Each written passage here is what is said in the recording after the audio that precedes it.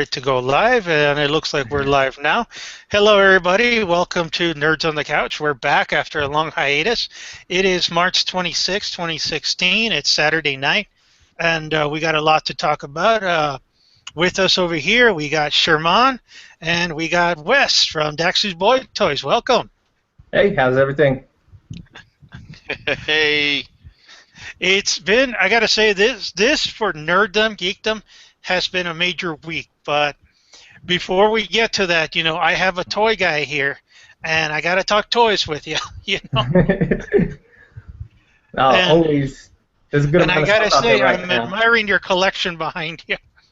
Like I said, there's a lot of good stuff out right now. Surprisingly, you'll probably notice that right over here behind me is actually the Dawn of Justice Barbie dolls. Because they actually did such a good job, I actually had to pick them up. They do look really cool, and I actually opened up the Batman. It's actually really nice. Does it look like Ben Affleck? Yeah, actually, they did a pretty good job on the face sculpts. The only one is Wonder Woman. Nobody seems to be able to get a good Wonder Woman face sculpt except the Hot Toys one that's going to be coming out. That one looks amazing. Yeah, and I got to mention, too, I know you sell them and all that, but I like the Funkos because I noticed you got the 2-pack back there. Yes. I got the Batman versus Superman Funkos because I thought it was cool. Yeah, they did a good job on them. I like that there's actually some new poses. Superman, they had him in the flying pose, which is something you don't get very often. And Funkos are ridiculously popular right now. It's insane. Yeah. Well, it's so one. I wish I thought. That's one line that I wish I thought of it. You know, minimal sculpting, recognition, sky's the limit. You can merchandise anything and everything, and they have. I've seen Saved by the Bell next to the Orange is New Black. You know, so. Oh yeah, no, it's crazy. I mean, if they haven't gotten to the property yet, they're on the verge of doing the property. I mean, it's crazy. The amount of pops. I think in the last maybe 2 or 3 months, there's probably been almost 350 to maybe 400 new pops that have come out. It's just crazy between all the different series and then all the exclusives that you get between Barnes & Noble and Target and all the big stores and then all the conventions. Almost every single show now has some sort of Funko exclusive. And again, you know, the fandom is just all random because my daughter loves Supernatural, and so she bought all the Supernatural Funkos. My wife likes Once Upon a Time. And so since there isn't any, you know, Once Upon a Time merchandise, they have the Funkos, so she's buying them all. I'm guilty of buying some of my fan favorites. I have a Ray in my office that people look at. You know? Oh yeah, no, it's hard not to buy them. I mean, I collect a lot of the Funkos. Well, you're the store, dude. Me. Yeah, but it was one of those things I tried not to collect. In the beginning, it was just, you know, 1 or 2 here and there, and then, I mean, honestly, I could probably build a small house out of the Funko Pop collection that I got going on now. Well, let me ask you, since again you're the toy guy, what's popular right now? It depends on what you're into. I mean, there's so many more lines out there than there used to be, and every year you have, especially with 3D printers now, you have so many new companies popping up every day. Right now, there's probably 20 different companies that make Transformer toys. And a lot of them are considered KOs, but they're legitimate KOs because the companies changed just enough to not get sued by Hasbro or Takara, but they're basically G1 sculpts. And I mean, the 3D printer thing is insane. In another couple of years, toy companies are probably going to be in some trouble, which is why Hasbro and Mattel have been talking about merging their 2 huge corporations the last few months. I didn't even hear about that. Yeah, that's been on the news. It's been rumored for a while, and they've been talking for longer than people have realized they've been talking. And these are 2 companies that have switched and swapped properties for a good amount of time or bought different lines when Kenner was floating around. So it's crazy, but the reason that they're talking is because there's so many other companies, little small people that are 3D printing out parts and dissecting figures and making their own lines, that they're looking for ways to cut costs, and joining forces is a way to do that.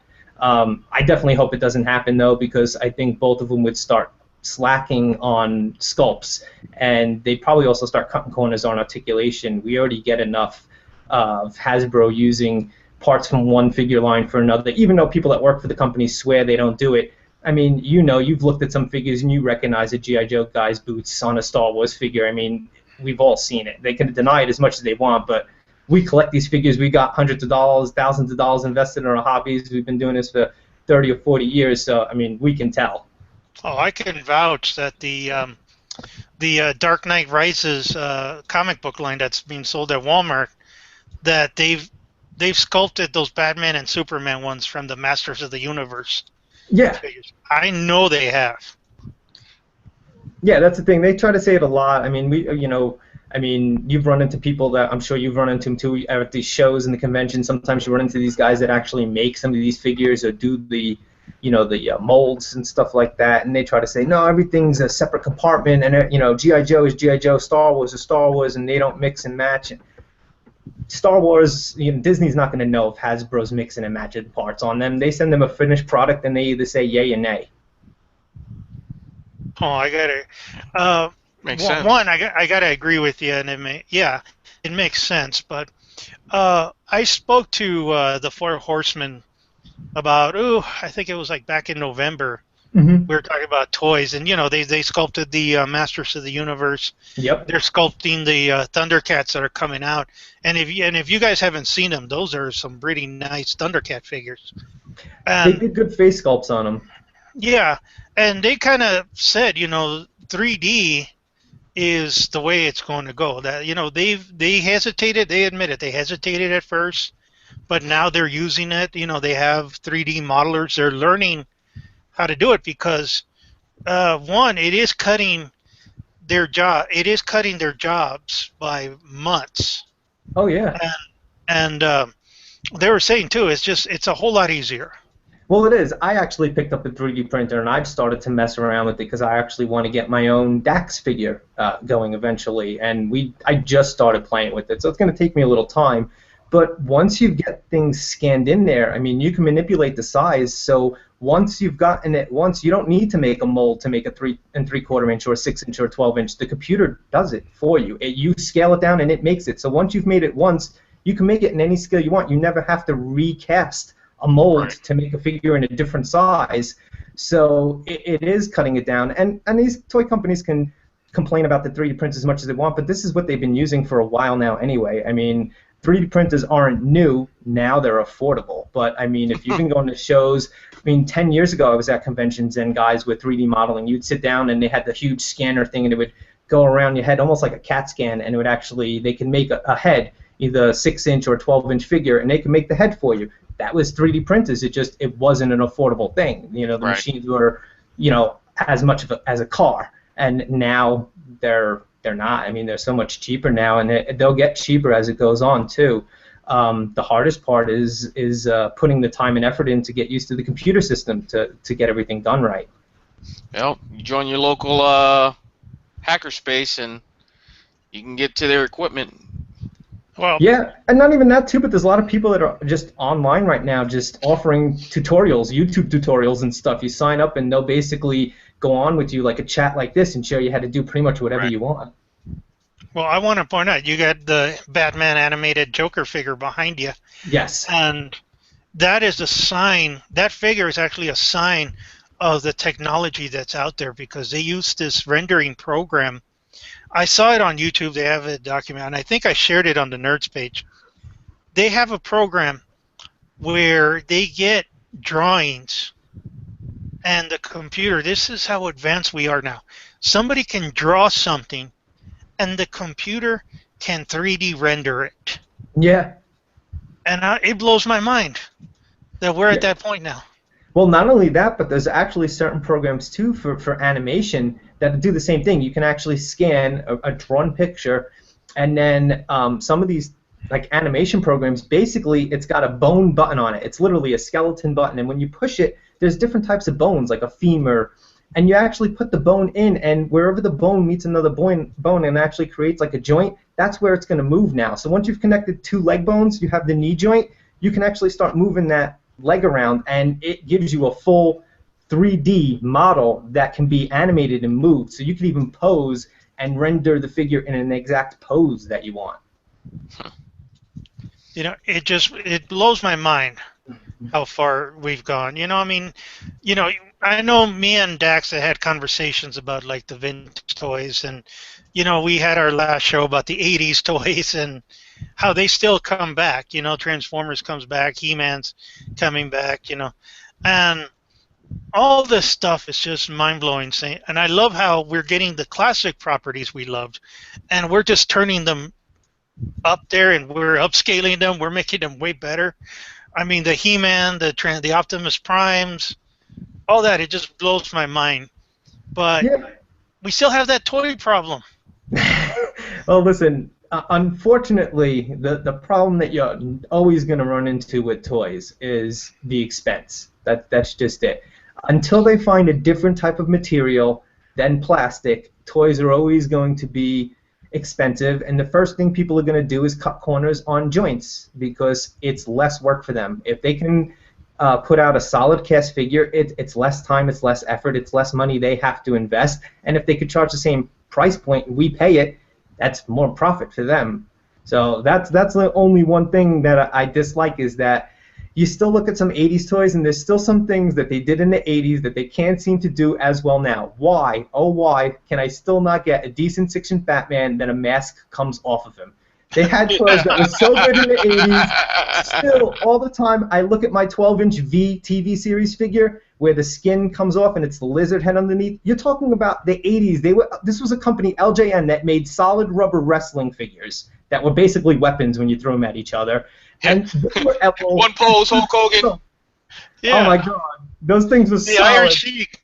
Yeah. I love that. I love those. You're right. Hillbilly Jim. Oh yeah.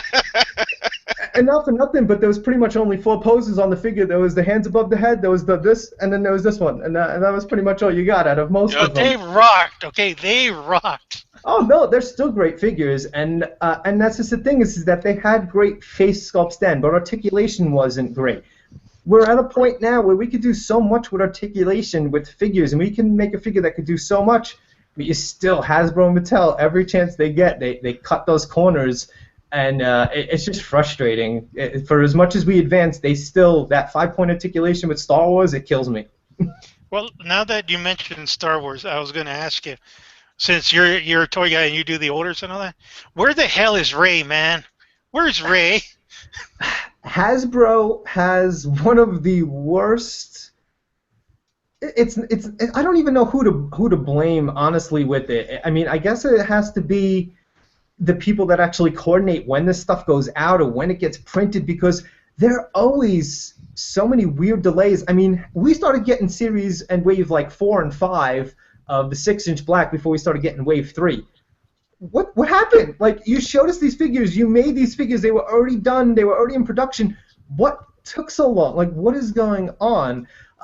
It kills me sometimes. Hasbro is one of the hardest companies to get a handle on, and even when you call like distribution companies, they look at you and they're like, we have no idea, it's Hasbro, we'll get it when we get it. I mean, nobody knows when it's going. I don't even think Hasbro knows when their own stuff's going to come out. They just send stuff to be printed, and it's like, okay, we got wave 3 boxes ready to go. Oh, we only got wave 4 figures? All right, we'll just send those out. It's all right.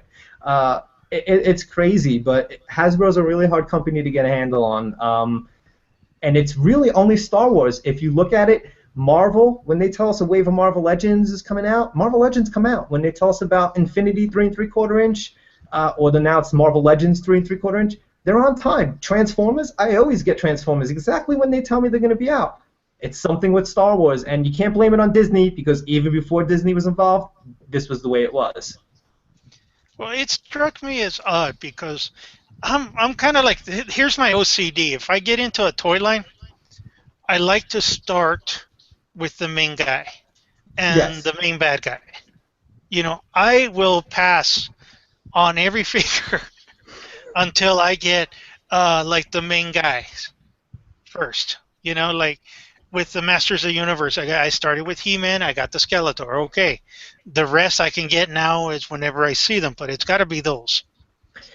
With Star Wars, with the new line, Well, one, I managed to get Rebels. Okay, I'm one of the few people who actually has Hera and who actually has Sabine, and you know, and those were like really hard to get, and it makes no sense because they're the main cast of Rebels. But then when I was getting into Episode 7, I saw the figures and all that. I saw Finn. I see Finn a lot, but not that much. He was kind of rare. But yet Rey, to me, was the main star of the movie. I don't see her anywhere.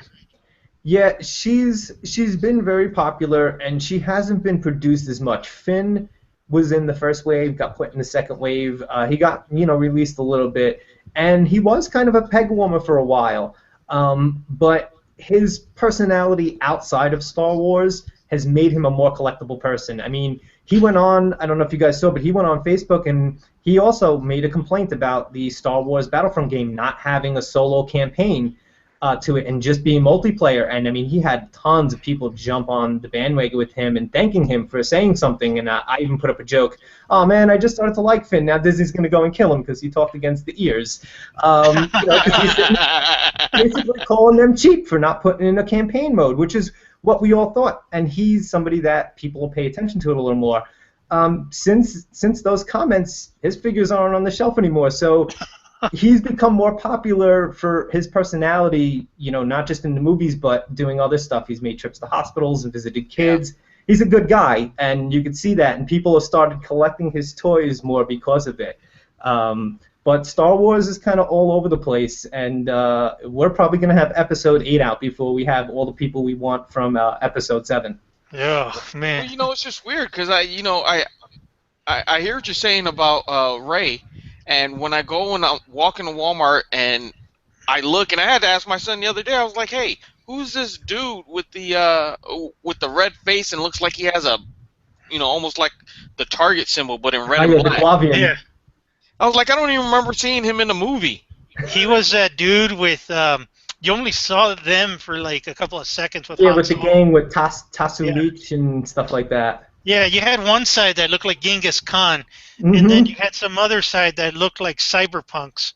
He was on the side with the cyberpunks. Well, you know what? I'll have to catch it next week when the video comes out. Well, dude, it was like that alien one, remember, with like the weird head and the dome hat and all that, those, and he's a peg warmer now. And then, when I noticed that when I saw the Episode 7 on the IMAX, and then we went to the Target, and I saw a bunch of them, and then I realized he's not in the movie. And then they finally explained, yeah, he got cut out. He got cut out in the movie. And so, but yet, there's his action figure. Oh, isn't that awesome? We have to wait till the DVD to see that scene. So... Yeah, well, it's just weird the way they do that. I mean, that's just dumb. Bad. Yeah, that's bad for business. Yeah, I gotta mention, that is like the number one issue I've had forever. They don't get the main guys, and when they do, they don't look like the way they're supposed to do. Well, I'm surprised the feminists haven't made a big snatch about that, because Rey isn't out there. I mean, out of all the females that that are running through the Star Wars universe, 1, 2, 2, just about three if you include Mon Mothma. Yeah, well, no, there's 4 now. Padme, oh, I'm sorry, we got the Jedi. Yeah, the Jedi. Ahsoka's popular now. Well, she's always been popular. Yes. Well, I mean, they've got her in a 2-pack with Vader, but still, I mean, they specifically brought her on, though. But before. We're going to see what that happens in this season of Rebels. We're supposed to see that showdown finally. Yeah, that's the season finale, which I'm looking forward to. And I have, again, with the Rebel figures, it still gets to me, too, because talk about females, Hera is an awesome character on the show. Yeah. And Sabine, I love Sabine, and I love how they keep changing her every season. They're going to change her because she's an artist. She's always changing things. And I had to go to actually, it was a discount dollar store in the middle of nowhere. Okay, I had to leave El Paso, Texas. Somebody told me, and they said, "Hey, you want Hera? You want Sabine?" And I was like, "Yeah." They're at this Dollar General store between El Paso and Las Cruces. It's like desert. Yeah, I made the trek just to get those two figures because I wanted a complete Rebels set. It's like And a to Van me, Morrison trip. something's wrong there. Where again, the female characters are especially strong. Rey, to me, should have been praised. They should have been more posters of her. They should have been more merchandise. Oh, I but barely see you her got on a Captain lightsaber. Phasma though for her 3 seconds of screen time, Yeah. Yeah, and then but she sold out with a heartbeat. now, Okay. Wes, you can back me up. She's a popular figure, right? Oh yeah, she's a very, very popular figure. I mean, and she'll probably stay that way, especially depending on what happens in the next movie. But also, too, part of it, you probably could have put anybody in Phasma's armor, and it would have been popular. I mean, anytime you single out somebody as like a special trooper, people go nuts for it. I mean, that's pretty much the whole lore that came with Boba Fett. I mean, it was this armor more than anything. Boba Fett's not in any of the Star Wars movies enough to really have drawn any type of lore. I mean, he pretty much gets knocked into a pit by a blind Han Solo. I mean, this is not a guy that's like, oh my God, he's so crazy bad that I need to have. He's not. He's a minor character. His popularity came because he's got the jetpack and he had a cool looking set of armor, and that's what people kind of gravitated towards. Agreed. He was very cool looking for the time and for all of the outfits that were in just sci-fi movies. Period. You know, he just had the look. Yep. He was a menacing looking figure.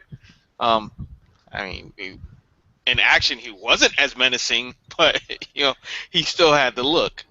Well, Yeah, and I think part of it was the imagination. He could have been. Yeah. You know, when you saw it, you just saw he could have been awesome. And kids, when back in that day, when I was a little kid with Star Wars, I had the Boba Fett action figure. Oh yeah. And and the fighting scenes and all that, he was an awesome looking figure, and it worked. Captain Phasma, to me, had the same thing. Now, granted, it was a little disappointing that that character didn't do much in that movie, but It was kind of like Boba Fett. So yeah, I expect in the sequel she's probably going to do a little more, and maybe she'll have if her she own. made it out. Well, she was in the garbage chute. Yeah, no, I don't think they'll kill her that quickly, but who knows? I mean, we already know Episode 8 is going to have a decent amount of flashbacks. I mean, when we went on, everybody started complaining about, how could you kill Han Solo like that? I mean, you bring back the original cast, we don't even get the three of them on the same screen for a second throughout a whole movie. But, I mean, they've already talked about, there's going to be a lot of flashbacks with Han Solo. So, I mean, Episode 8, is going to be interesting to see how much of that movie is actually flashbacks.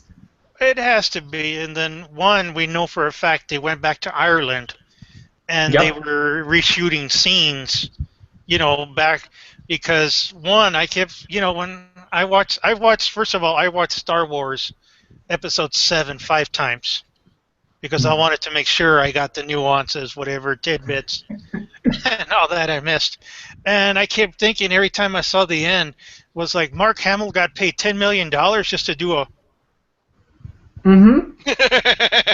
Yes, and then he complains that Star Wars ruined his life, and he got paid $10 million to do nothing. Yeah, just to look. Yeah, he doesn't even speak. Man, Star Wars ruined my life. If I can get $10 million for giving him a look. Don't I'll forget give he you did every the look you hand thing want. too. He did the hand thing too. Yes.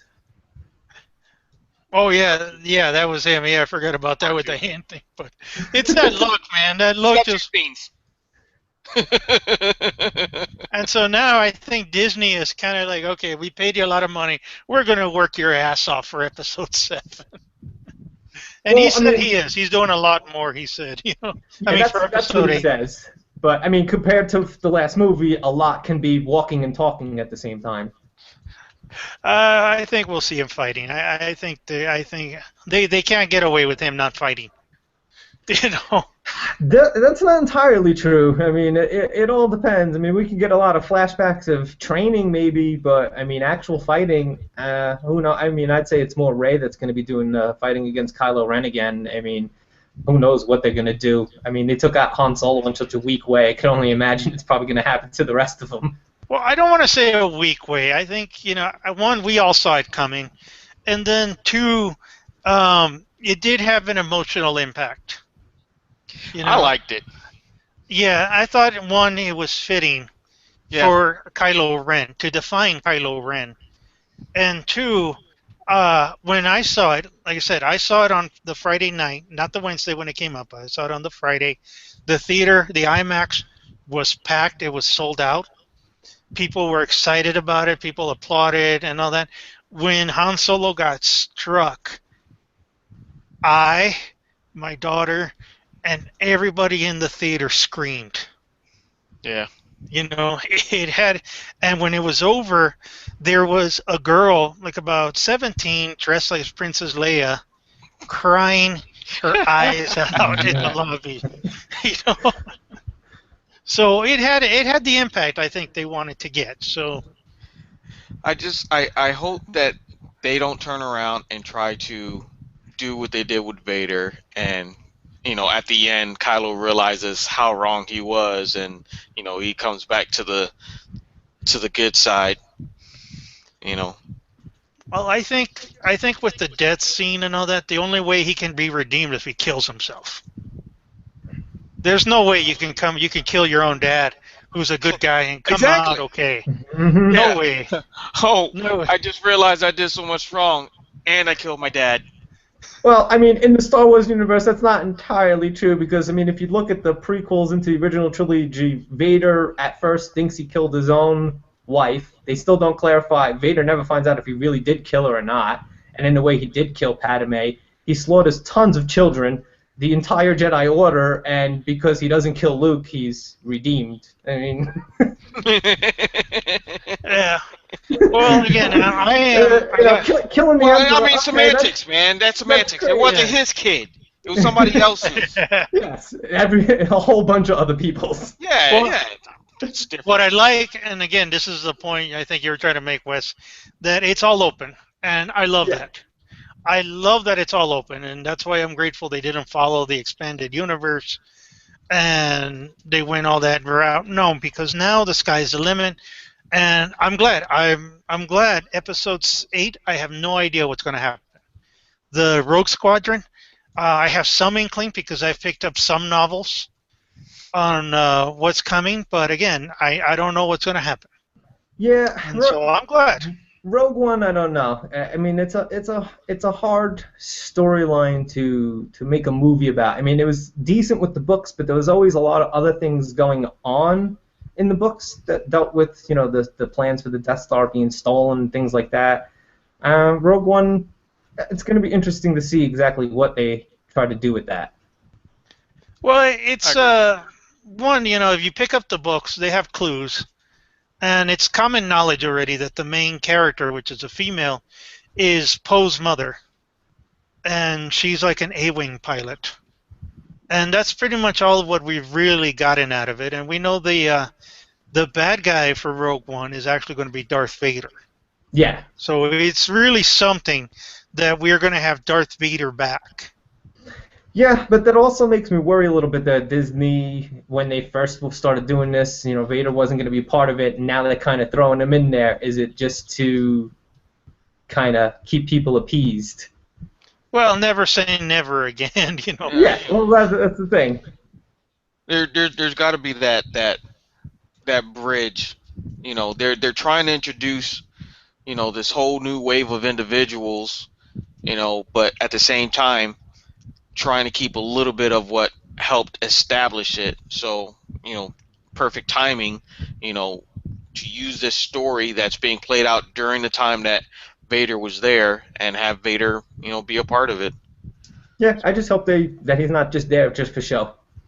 Well, no, I think if he's going to be the main bad guy, I think you got to involve him a little bit more. And I do think it's kind of good to expand on these characters. You know, these characters are awesome. They're complete. They're solid characters people love. And they do need to have a little bit more. You know, if people want to see them. Now, again, if the movie sucks, I say let's burn him in effigy. And, you know, but I have a little more faith in Disney. Disney is not going to, or again, you know, um, the actor who played Chewbacca, Peter Mayhew, said, because we had him here the week that they announced that Disney bought Star Wars, and he said it, that Disney is in it to make money. And to make money, they got to keep it interesting. They got to keep it good. They got to, you know, if they make like awful products, Disney is the first one to like know that we killed ourselves because we spent all this money. I mean, right now they're throwing like a $50 million project into Disneyland parks to build Star Wars Land. Yeah. Yep. So, you know, they're Down the really street. using it. I'm jealous. I'm going to spend the weekend with you, Sherman.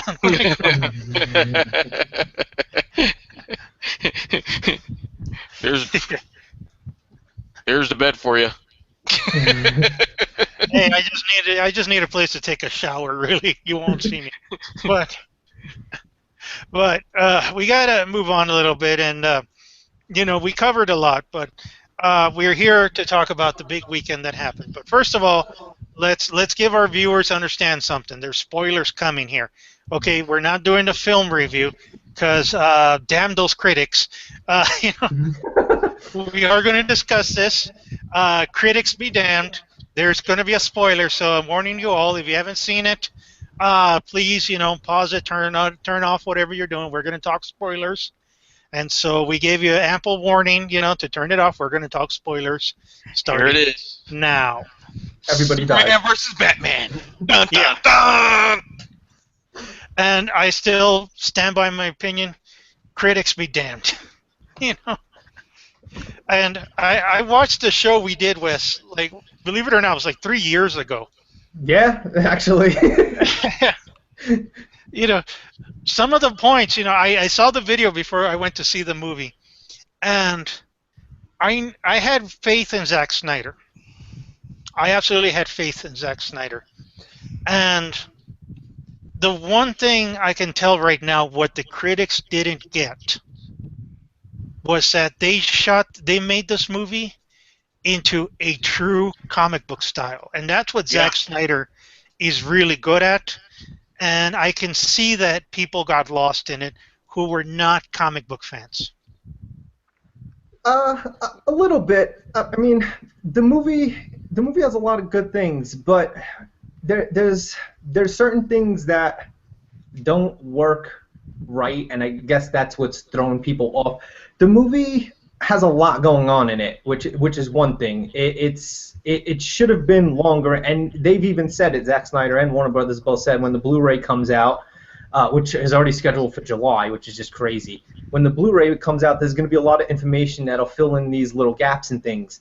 A lot of movies lately have been telling us that, oh, when you see the Blu-ray, dude, I'm going to the movies to watch the movie. I shouldn't need to wait 6 months later until the DVD comes out or the Blu-ray comes out to get everything that was important that was in the movie. That's the point of the movie. You're supposed to put all the important stuff in there. You know, so I get it. There's a lot of good things going on, but the movie is filled with a lot of stuff. There's a lot of things that going on, and it doesn't flow as well, I guess, as Man of Steel went. So it's throwing people off. Man of Steel had a real just linear flow to it, and Dawn of Justice, it's all over the place, and a lot of people have had problems with it in the past with TV shows and other things. That constant going back into the future, you know, going back to 2 years ago and then jumping to the future, going back to 2 years ago, jumping back to the future, it's always thrown people off, and it always will throw people off. And I think that's one of the things that's getting people. And then a lot of people didn't get that whole dream sequence. It just bugged them out. And I don't get why Batman's having premonitions about apocalypse either. Well, that, again, I think there's, again, comic book.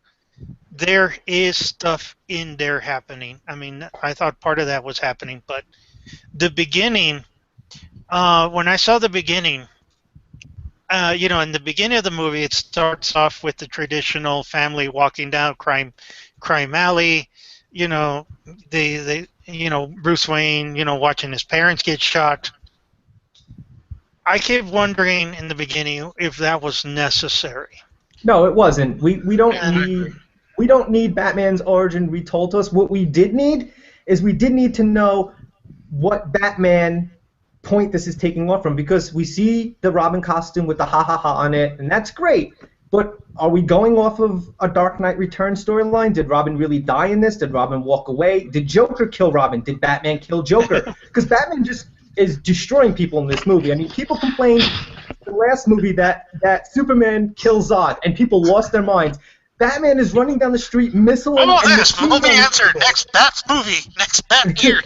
It's crazy. I mean, he's just mowing people down, so they should have spent less time telling us Batman's origin, which we know, and more time giving us a reason. Why is Batman so crazy? Why is he just so out for vengeance? Yeah, branding people. Yeah. Yes. Well, Yeah, no. This was the point I wanted to bring up, because when I saw the Batman, I kept thinking, okay, what Batman am I looking at? And I keep seeing a bunch of influences. Of course, we saw Frank Miller's Batman. Yes, and he did Zack Snyder. I love him, but one too many homages to The Dark Knight Returns. We know it's a great comic book. We knew it was a great animated movie. Yes, thank you. I don't need 80 scenes where Batman's posing from pages off of Frank Miller's comic. But there's there's two other Batmans that really stood out to me. It wasn't just Dark Knight, the Dark Knight Returns. No. I did see a strong influence from the video game, the Arkham Knight Batman, which had its own really unique idea, unique storylines, especially in the last game. Yes. He was an older, bitter Batman in the last game. And I saw more in this movie version of him with the Robin and the history and all that. And then the angry, bitter Batman, I saw Batman Noel, and that's one that people haven't really picked up, but that was a really awesome graphic novel that came out, and that was a Batman who lost it. Yes. Who just pure rage, and that's the thing I loved about Ben Affleck when he put that Batman costume on. He's rage. Yes, but the one problem between the movie and the comics is the comics we've read and we've read a lead up to. We understand why Batman is the way he is because we've followed him through this point, or the graphic novels directed us to this. This is just, here's an angry Batman. Why? What turned Batman into this? I guess that was the whole purpose of them doing the reboot of his mother and father dying, because that is just playing out, in scene after scene, him thinking back on that. So I guess he's still dealing with that PTSD trauma, from when watching his mother and father die. I mean, that could be a part of it, but again, they don't really. Sherman hit it because now, I think now they kind of said, okay, instead of being traumatized, this is post-traumatic stress disorder, especially the scene where you saw. And I think part of it was establishing the character, or there's something with the dreams when Bruce Wayne is falling down the cave and you see the slow motion of it and you see him getting picked up and all that. And then I was like, okay, this is going weird. Yeah, I went crazy about that part. Yeah, but then you realize it was a dream. Yeah, it's weird, but it has a point too, because, I mean, like I said, that's one of the few scenes that actually makes you realize that this Batman's going to be a little darker. As he talks, the line he says is that I always thought the bats were carrying me to the light, carrying him up to do something good, and then he realized it wasn't. So, I mean, I get that a little bit, but he mentions the Joker, he mentions, dealing with a clown, you see the Robin suit, but again, they leave a lot of that up in the air. I think if they would established less time on the trauma of his parents, because we know that always traumatizes him. I mean, the comics have hinted on that for years. Batman's been around long enough. We all know that. Everybody knows that. Yeah, so no matter what age point he is, even when he's training Batman Beyond, even when he's gone to the next generation of Batman, his parents' thing always haunts him. I mean, we get that, but it's never, that alone has never made him ruthless and dark. And there's other stuff that's happened to him, but Right. what is it happened, and Right. was he They always don't this dark? I even mean, show Ra's al Ghul and him dealing with that, or him dealing with anything else. Now, let me say this, because when I watched him have that dream, and he was young Bruce Wayne, and he's being floated up on a whirlwind of bats, you know, that 80s 90s song, coming out of the dark, and that was running through my head the whole time. I was like, Batman doesn't fly. Well, there's a whole lot going on, and I think that was kind of the big issue where people got lost. There was a ton. I mean, more than any superhero movie I've seen, where there is just so much going on. Like, yes, we saw, there was that good shot with the Robin costume, and I'm glad Robin is finally back. In some form, Robin is back. And because to me, he's an essential character that often But gets what dismissed. form are you talking about? Dead? Well, that at least the character is alive. Oh, That the gotcha. character existed. And well, I that's the do other think point too. Is it Dick Grayson Robin that died? Is it Jason Todd Robin that died? Is it I Tim think Drake? this Is it is Damian? this is why we need a Batman solo movie. Well, yes, but this is why it should have came out before. This was the Yeah. problem with them rushing to this Dawn of Justice movie is that they didn't set up the Wonder Woman. They didn't set up what type of Batman this is going to be because, like I said, even if you've read the comics, trying to figure out which Batman this is confusing because there's a lot of elements of The Dark Knight Returns from Frank Miller. But Alfred's alive, so you know it's not definitely running off of that because Alfred's alive. There's no Sons of Batman running around. We don't know if this Batman's a friend of Gordon. I mean, Gordon is just going to let Batman go around branding people? Well, here's the thing. Let me think. Here's the logic that the DC people had. One, they want to establish that they are not the Marvel movies, and this movie really said we're not Marvel. We're not light. Anybody had to doubt that one.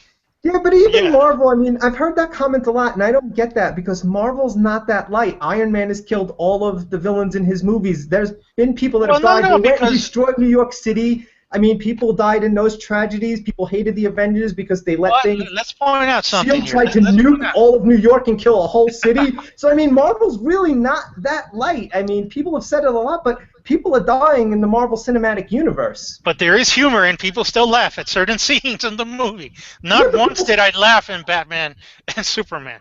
No, Batman. I mean, there was some funny lines that they had in there. I mean, there was the one that they had in the commercial. Well, there's some humor, but I'm not going to review. It's definitely darker than Marvel, but I mean, they make it like Marvel's running around like sunshine and rainbows come out of everybody's rear end, and but you know what, how it's going. I don't think it was darker than Marvel. I do, however, find a lack of comedic one-liners and things of that nature, where you had that between Tony Stark and Captain America. Language. Yeah, I mean, we didn't have that, but this was more serious. I mean, this really was a serious movie, and with the Batman character, I do think that their logic, and again, this to me was Warner Brothers' logic, is like, okay, look, we're not going to follow the formulas. What we're going to do is that we're going to jump. We're going to have Batman versus Superman, and it's going to lead to the Justice League movie. We're going to have cameos, and God, those were awesome cameos. They were short, but they were awesome. Yeah, we'll talk about those individually. But not so much. But what they kind of said was, okay, the solo movies are going to be prequels, just like the Wonder Woman. The Wonder Woman movie, it's going to be a prequel because it's going to take place in World War I.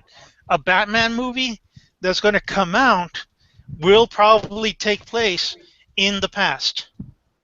There's a Flash, there's all these other heroes, and so now all those other movies are probably going to be prequels leading to the Justice League. And it's going to be random, and you, the fanboy, watch them or sort them out on your DVD collection. Yeah, so... What did you like? I like the Cyborg cameo.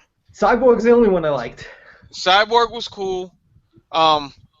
Aquaman looking like he got spooked underwater. That was okay. You know, I was expecting a Green Arrow and didn't get that. Flash.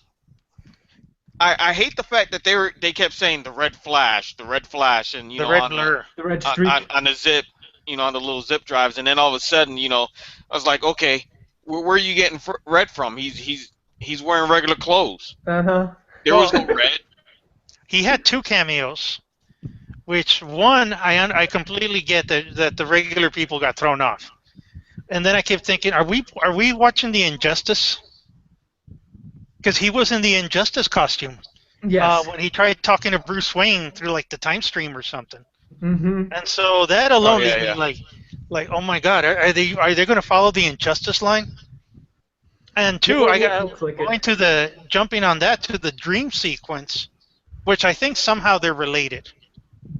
I think Well, the yeah, it would dreams have are to be. related. And I kept debating whether that nightmare sequence was really necessary or not. And then I keep thinking maybe it has something to do with another movie later.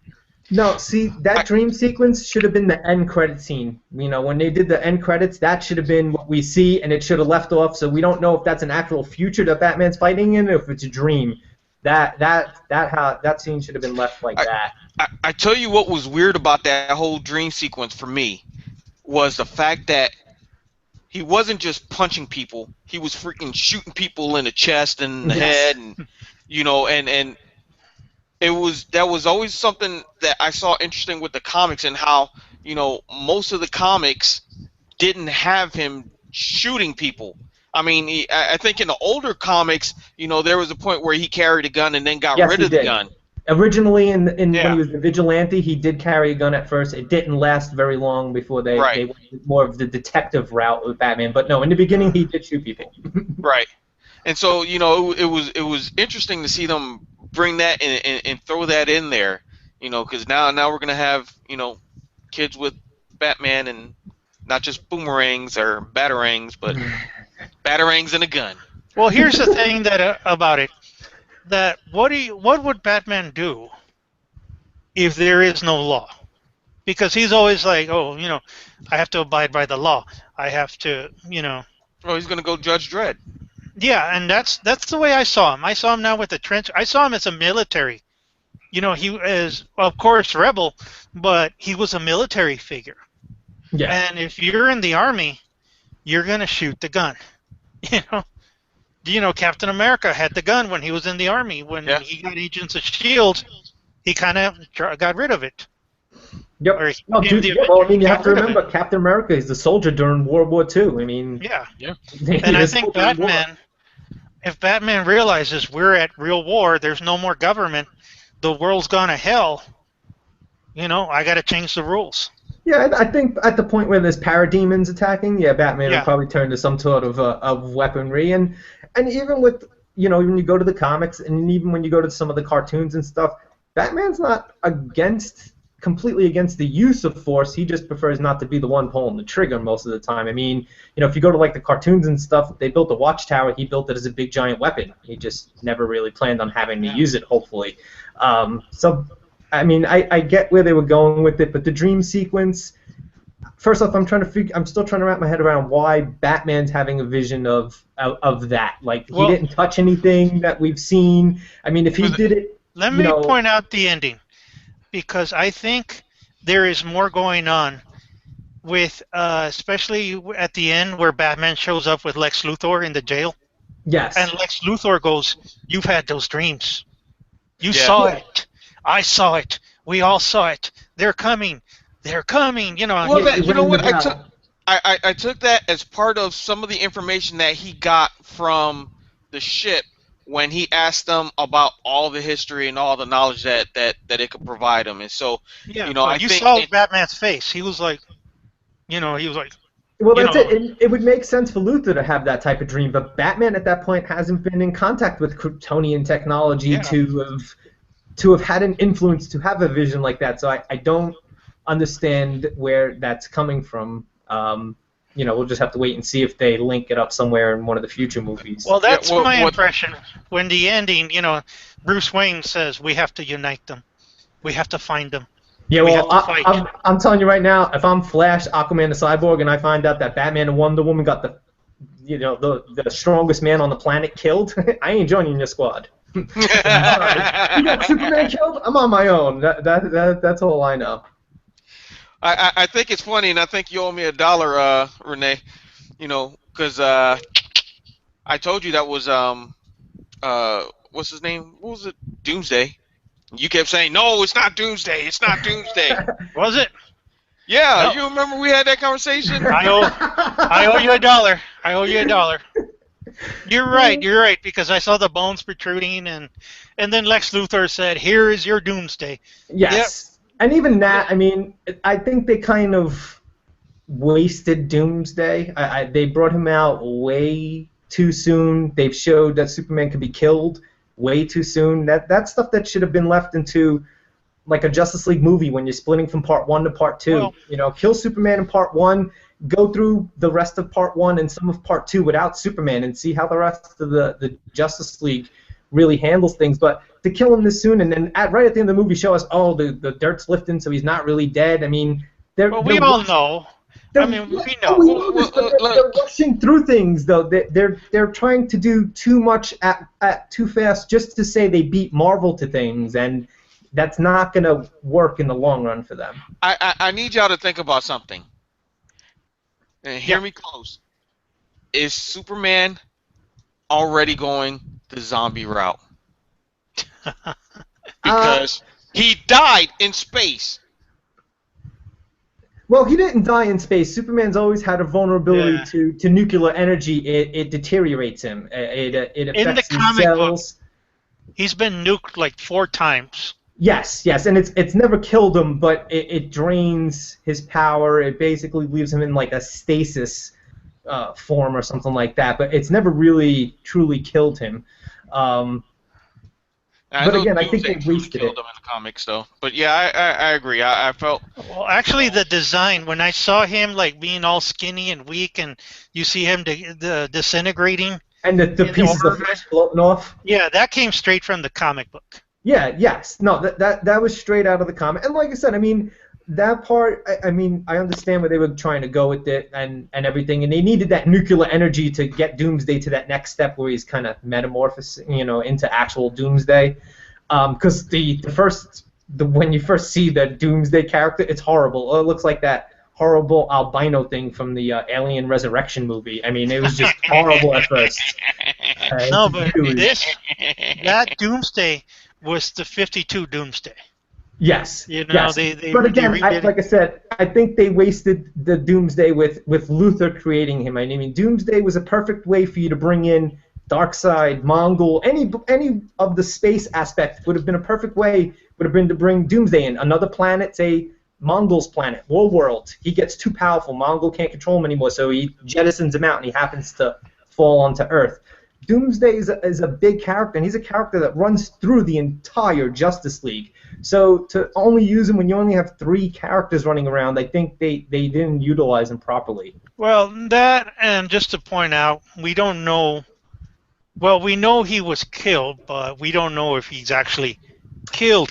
No, and they can bring him back, but how many people are you going to kill and bring back in these movies and us still take it serious and in a real-world aspect? I mean, you can only do it so many times before it starts to get a little old. Well, it's true, but, I mean, that's the comic book world. Oh, it is, but when you're trying so hard to function in a real-life environment, you gotta keep some of that stuff in check. You bring people back and forth from the dead too much, and it just kind of gets. I don't know if you guys saw, but it was funny because in the actual DC comics, for the past 8 months or so, Bruce Wayne has not been Batman. Yes. They've had Commissioner Jim. Well, he's not even Commissioner. He's Jim Gordon being Batman, and the real Bruce Wayne he had his memories restored. I mean, flat erased. He lost the trauma. And he kind of gave up being the dark brooding character. He became a normal. The PTSD went away. Mm-hmm. And Superman, his identity got exposed. He lost his powers. He kind of had different powers that came and went, and he was trying to be the superhero. And then now this week, or these past 2 weeks, Superman came back. He got his powers back. He got everything back. And Bruce Wayne got his brain, his memory readjusted, and he's back. And then they talk about that the regeneration kind of hit him. He's leaner. He's younger. He kind of, his injuries and all that got restored.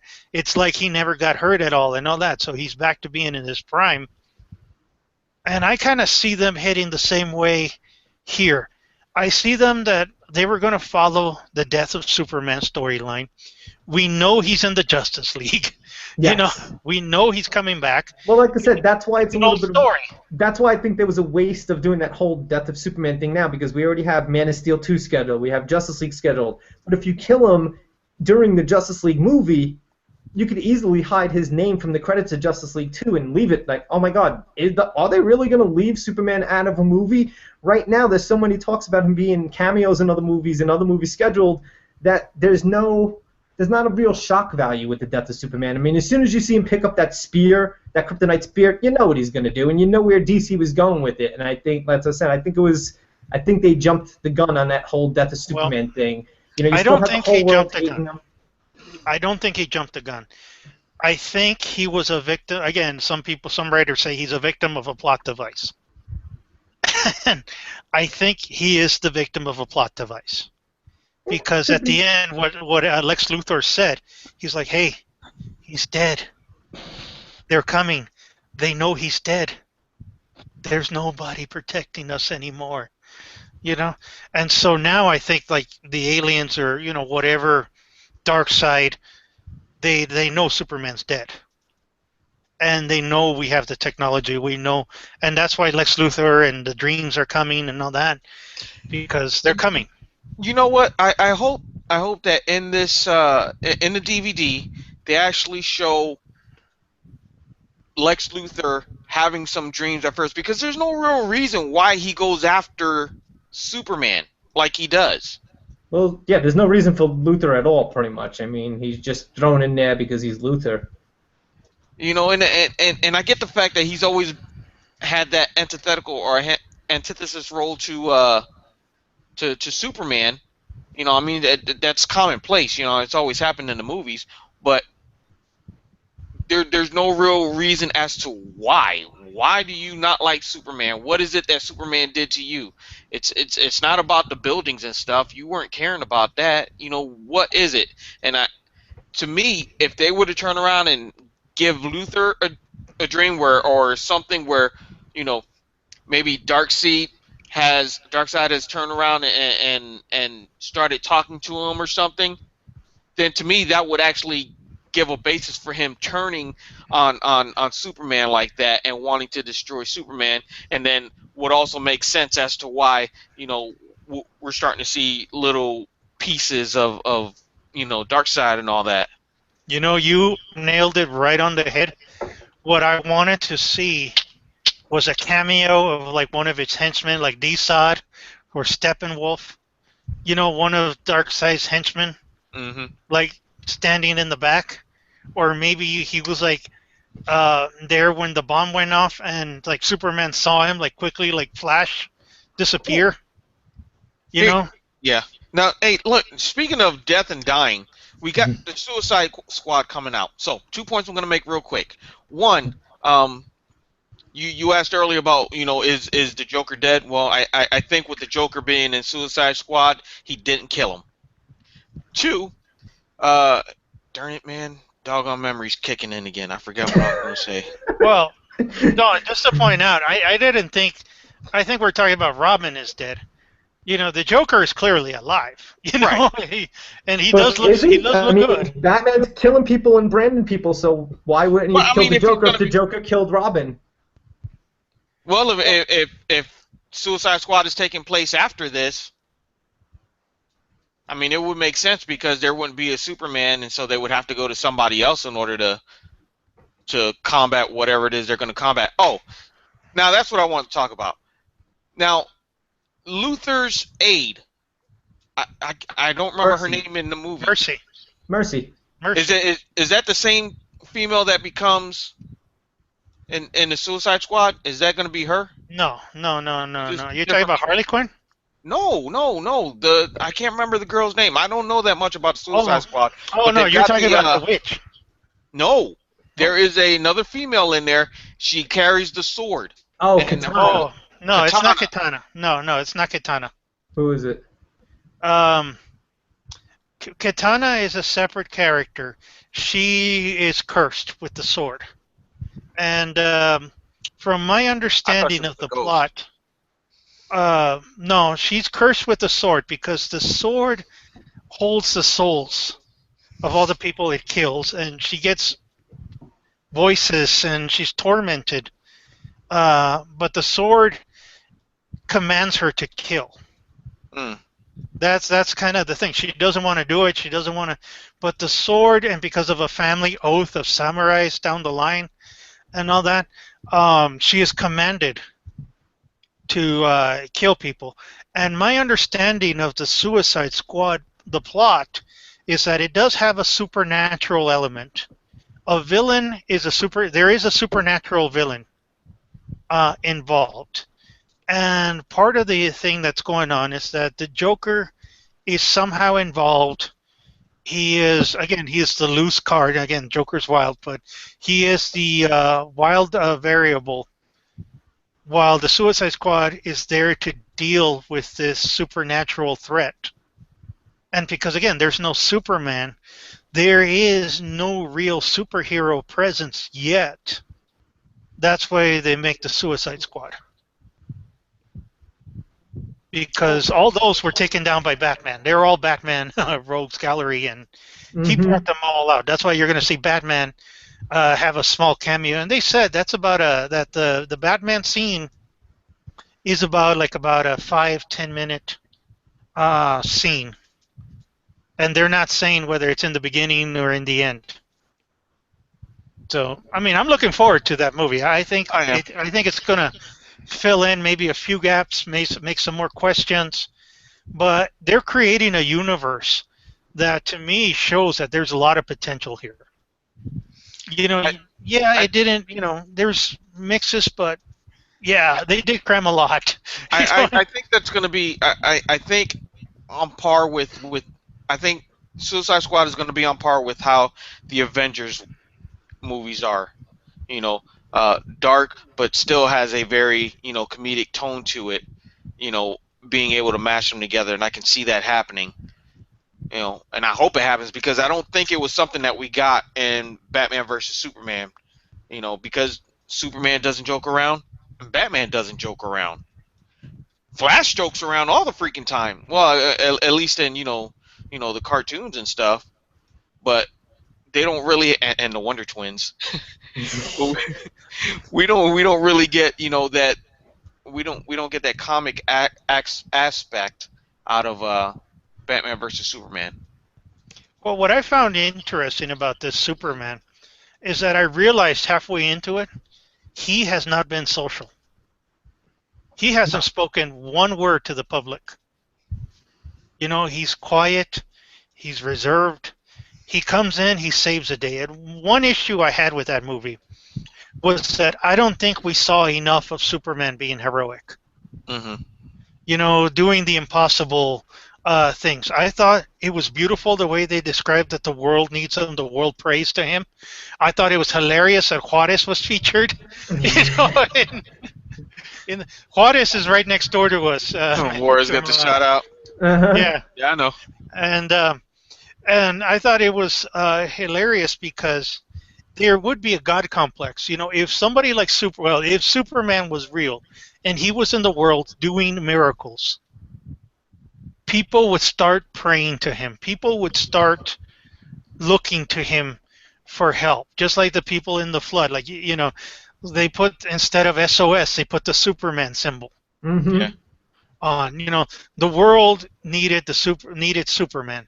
And I think what the point of the movie was, and again, I don't think it was effective, but I think they got the point across roughly, was that they argued whether the world needed him or not. And then at the end, he died, and the world realized we needed him. And in Justice League, I think they're going to drive the point home. We need Superman. We need him here.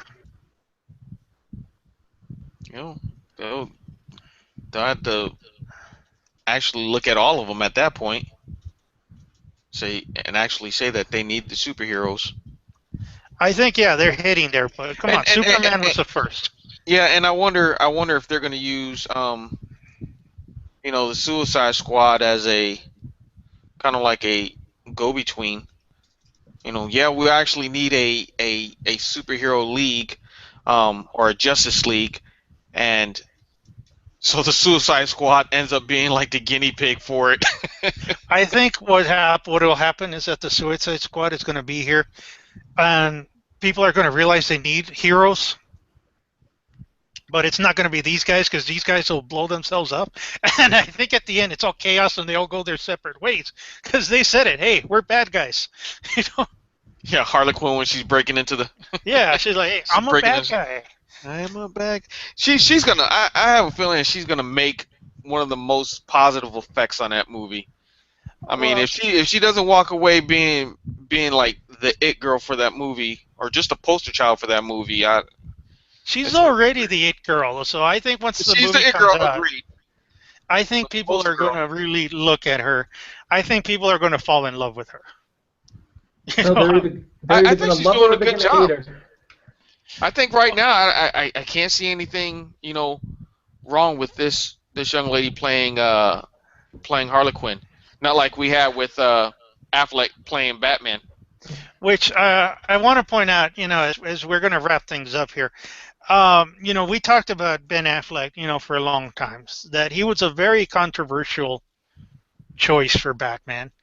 And even though I'm going to say I don't think he was the best Batman there ever was, but I definitely think he pulled it together. What did you guys think about him?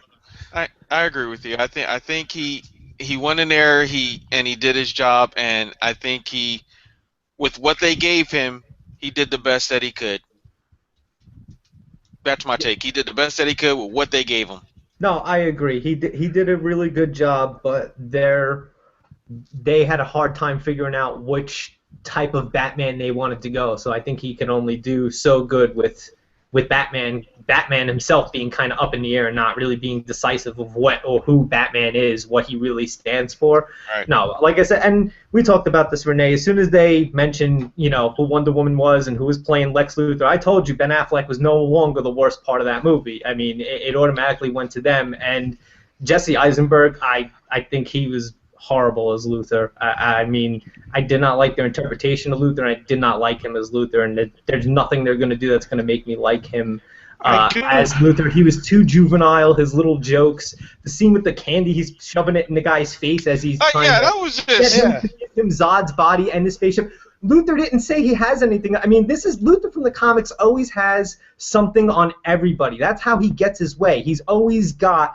a one-up on everybody. Yep. This Luther, as far as we know, doesn't have his hands in anything or is attached to anything, so how is he getting all this stuff? It's a very weak character, and honestly, Zack Snyder kept saying he didn't put in Flash because Flash would have been too comical and not good enough in this serious role. I think the real reason he didn't put Flash in is because Luthor picked up Flash. He had the red hair, he had the one-liners, he kept trying to make all these like funny comments and things. Right. It's not a good Luthor. I mean, I understand what they were trying to go. They were trying to go with the more of the behind-the-scenes manipulative Luthor, getting Batman to fight Superman for him. I get what they were trying to do, but Jesse Eisenberg did not pull it off. He's really, really bad. I do agree certain parts that he did get confusing. His motivation, I don't think, came out. And I do wish there was maybe some behind-the-scenes manipulation. Again, I would have liked to have seen maybe Esau or again a Darkseid henchman in the background. It would have made sense. I do think they needed to clarify why Lex Luthor had it out for Superman. They had to be something to that. And then, but people said he would have been a better Riddler. Yeah, he probably would have been a better Riddler. But I kind of see the direction they're going with. I don't think we're done. I'm not sure, but I think he's in Suicide Squad. Or my understanding is that in Suicide Squad they have to clean up something Luthor has done. Because he's done a lot of damage, Oh, I'm and part sure. of it is tied to him. And so I kind of see him that we're not done with Luthor. So then we might see his motivation later. And then the other issue was Gal Gadot, sorry. I thought she was a pretty decent Wonder Woman. I think there's potential there. Again, she had a small part. They expanded it, and I kind of see where that some of the added scenes they put in for her. But the way I saw it was that this was a trigger. This movie was the trigger. And, they needed it. And what I liked, and to the point I was getting to at the end, was what I liked about Batman, or again, Bruce Wayne, was that at the funeral, he was there and he said, I failed him in life. And to me, that defined a whole different Batman. Yeah, but Where again, they didn't. he said, I failed because he said at the end, he should have been an ally.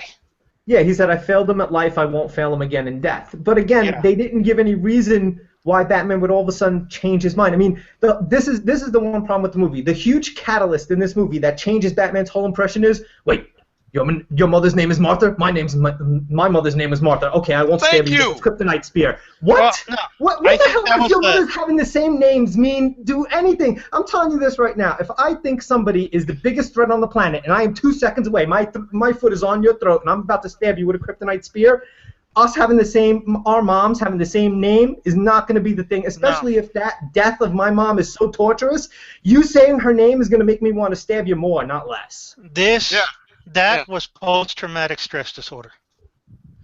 That, to me, and again, somebody explained it better, and it said that was the moment that snapped him, because this was, he is suffering, Batman is suffering from post-traumatic stress disorder. He does have some mental disorders. Mentioning the mother's name it snapped him. Not that it woke him up, but it snapped him. And that's the thing that gave him the pause. That's the thing that actually made him realize. And that's, and again, I don't think they were effective enough explaining it. I don't think there was any other way they could have done around it, but I think he just tried to show that this is not the superhero Batman. This is a tortured individual who needs a lot of therapy.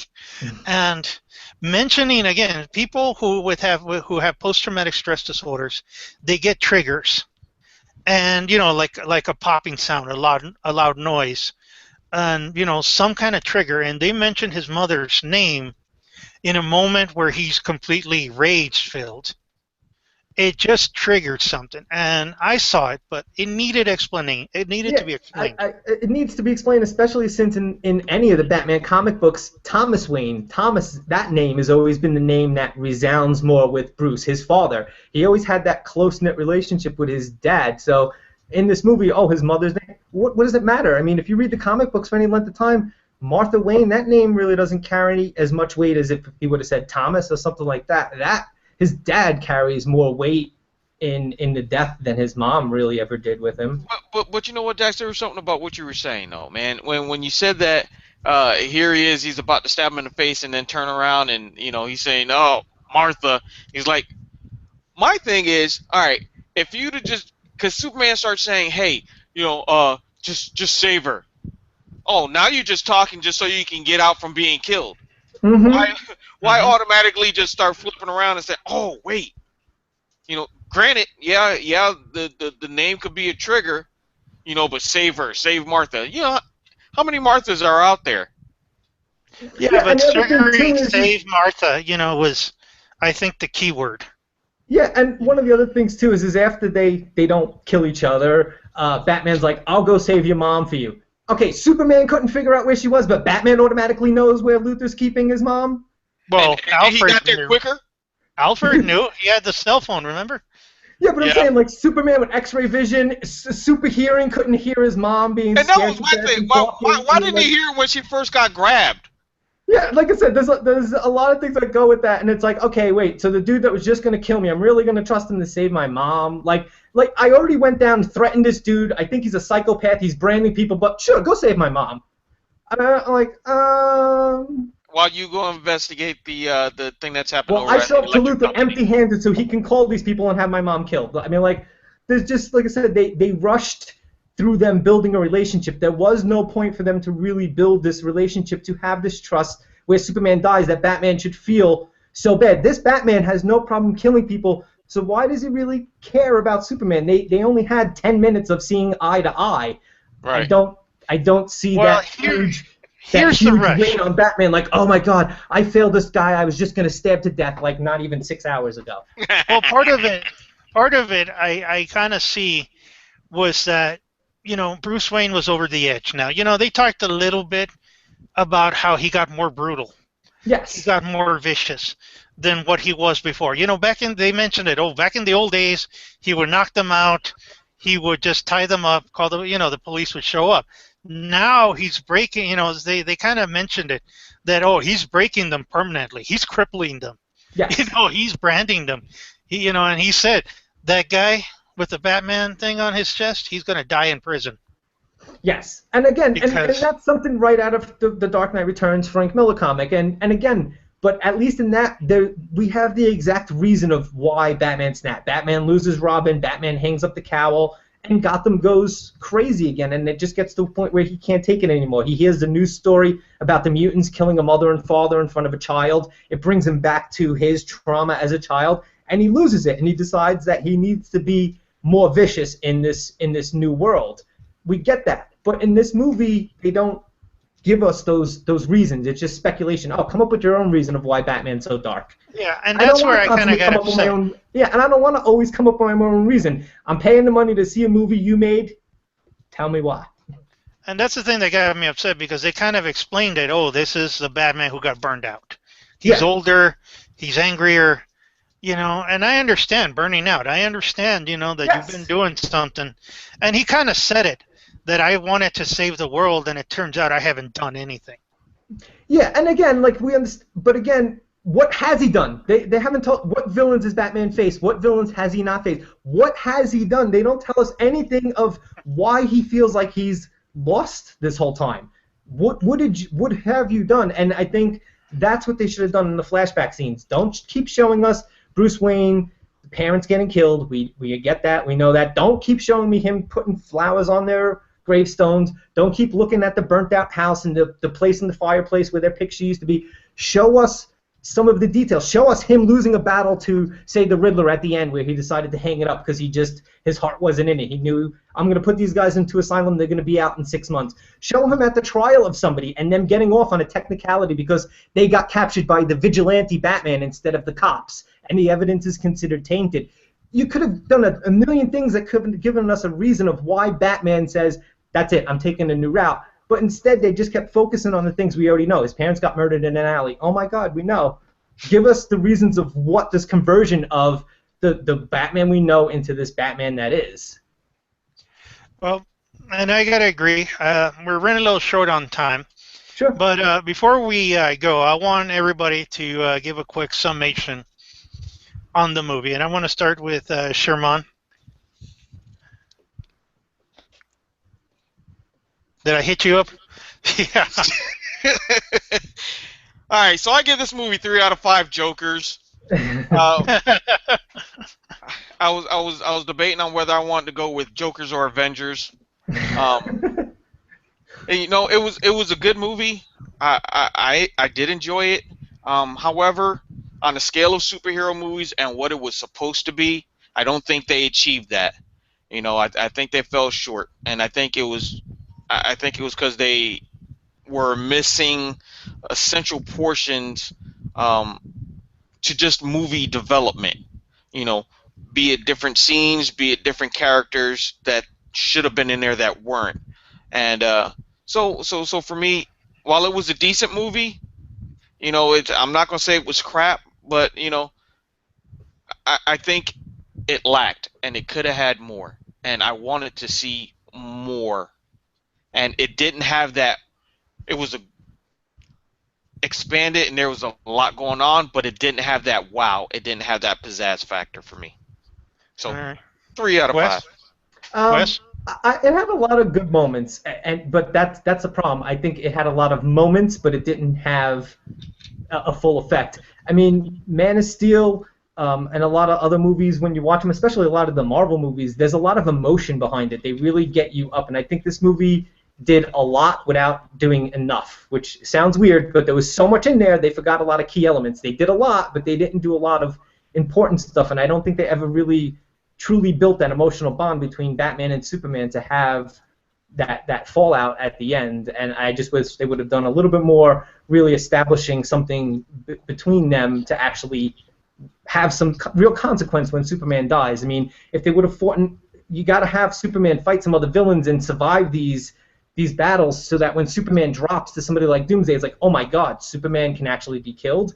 At this point, he's been killed so early in this whole Justice League adventure we're going to, that if you kill him at any point later on, it's like, okay, well, he's died already.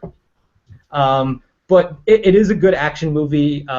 People should not take the critics' reviews on it and not go see it. Go see it for yourself. Make your own decision. It has a lot of good points. It could go to a really good spot. The movies could get a lot better, but they need to, whatever they do next, they need to actually put the vital information in there to tell us where these characters are, because they keep telling us these characters are not our normal versions, not our comic book versions of these characters. That's great. You want to change them, but you got to actually tell us who they are then.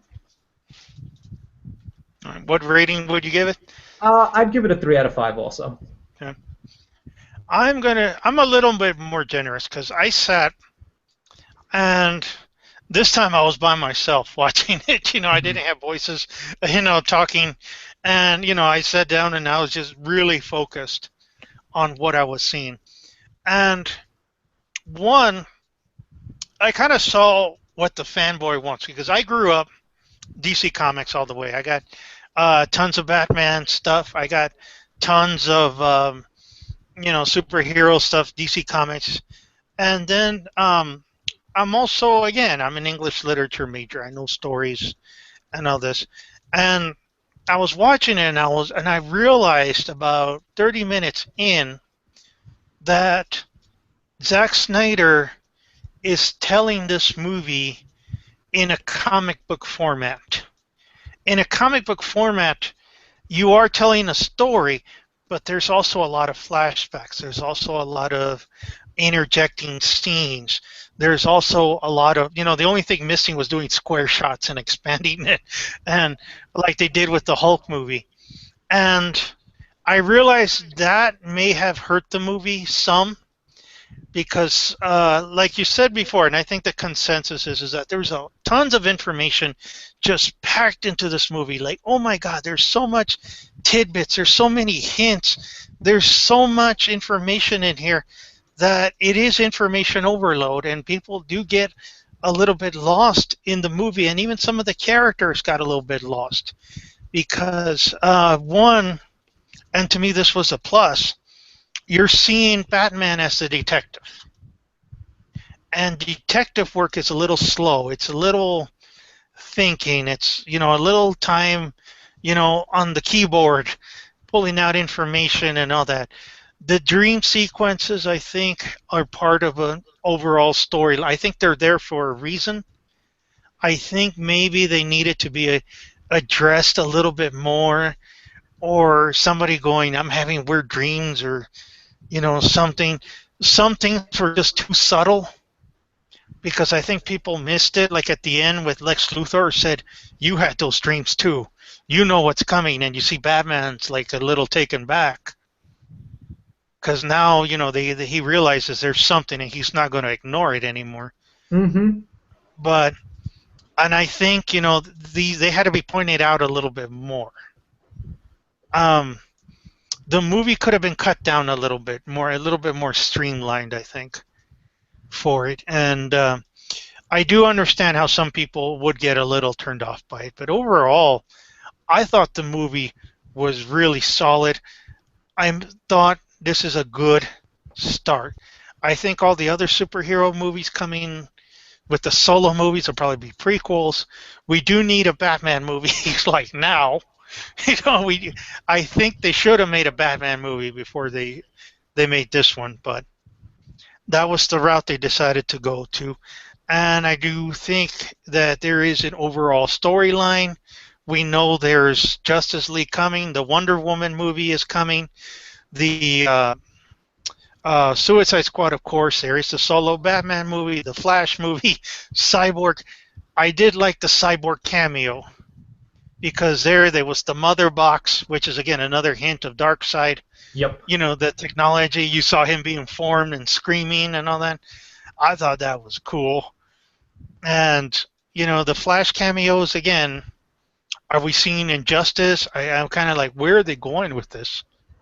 Is that a real future? And that's always the question. Was that a real future that Bruce Wayne saw? And again, all this will be answered in upcoming, DC movies.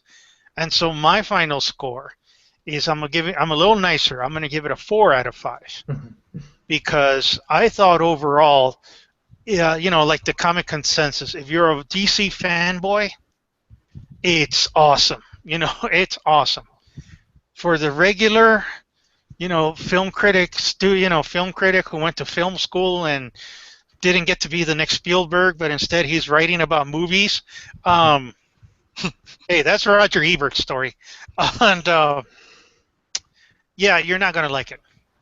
But overall, I'm looking forward to it. I'm looking forward to the extended version. Yeah, I agree. I'll sit back and I'll watch it again. I don't have an issue with that. But I would rather have seen the CW Flash in that cameo rather than hands down. Dude is. Yeah, DC's made a major mistake trying to keep their TV universe separate from their movie universe, and again, I think they're only doing it because they don't want to be compared to Marvel, but it's a mistake on their part. I mean, coming out of the theater, everybody loved the movie. A lot of people disliked Luthor, definitely. But the one thing everybody hated coming out of the theater when I went the first night, nobody liked the kid playing Flash. Nobody. Everybody hated the way he looked. Every single person coming out of that theater had a negative comment about the kid playing Flash, and everybody right off the bat was like, I do not know why they're not using Grant Gustafson from the Flash TV show, and that one is going to hurt DC at some point. Unless we don't. It's absolutely phenomenal as the Flash. It's going to be a long road for them, and they cut. What is it about gingers? We don't have enough ginger superheroes. Nobody likes gingers. No, you know what it is? Like I said, I think DC really is just trying to keep this separate. They're not trying to not be compared to Marvel, and they're making a big mistake. Arrow and Flash have such a huge following. They have a good fan base. You automatically have people that might not like where DC's movies are going that would go to these movies just to see these two guys.